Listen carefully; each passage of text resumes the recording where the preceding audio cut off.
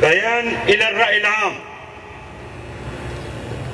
إننا في حزب الاتحاد الديمقراطي بايدة وحركة المرأة مؤتمر ستار نبارك لشعبنا العظيم هذا العرس الوطني، والذي هو ثمرة مقاومة شعبنا لأجل بناء مجتمع أخلاقي وسياسي، وبريادة النساء المناضلات، وبفضل تضحيات آلاف من الشهيدات والشهداء الذين قدموا أرواحهم فداء للوطن ومن أجل الحفاظ على مكتسبات ثورة روج آفا. فقد أجريت الانتخابات التمهيدية للرئاسة المشتركة للبلديات في مقاطعة عفرين شهباء بشكل ديمقراطي وشفاف.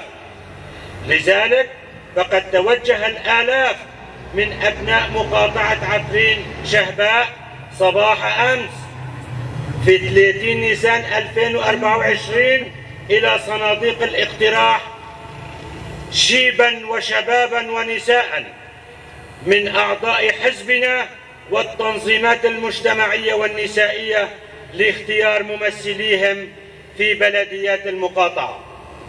فتحت مراكز الانتخابات أبوابها أمام الناخبين في الساعة 9 صباحا، حيث توجه الآلاف من أعضاء حزبنا ومكونات الشهباء من الكرد والعرب في خطوة هي الأولى من نوعها على مستوى المنطقة ليختاروا ممثليهم بمحض إرادتهم الحرة. وكانت ملامح العز والفخر بادية على وجوههم على هذا الإنجاز العظيم الذي هو ثمرة فكر وفلسفة القائد والمفكر العظيم عبد الله أوجلان وتضحيات شهداء ثورة حركة الحرية. فقد اعتبرها البعض إنه يوم ميلاد الحرية والديمقراطية.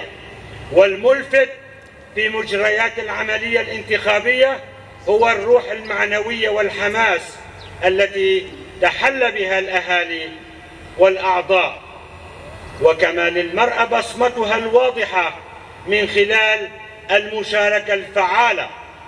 فقد أكد المشاركون التزامهم وارتباطهم بمشروع الأمة الديمقراطية من خلال إصرارهم على نجاح أول تجربة انتخابية، والتي ستكون ضمانة لمستقبل سوريا اللامركزية.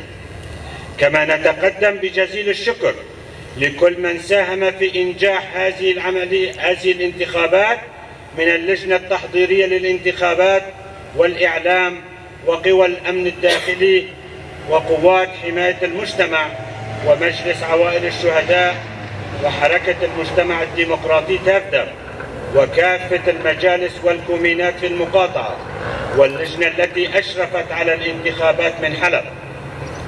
وكانت نتائج الانتخابات على الشكل التالي: بلدة شيراوة السوم حمادي حنيف سيدو، بلدة الرفعت فاطمة إبراهيم رشيد فاتكو، بلدة أحرس إيمان كوتو فاروق سيدو، بلدة أحداث روزالين كوشان حسين عبدو سيدو، بلدة فافين قلويج سليمان محمود أحمد رشيد.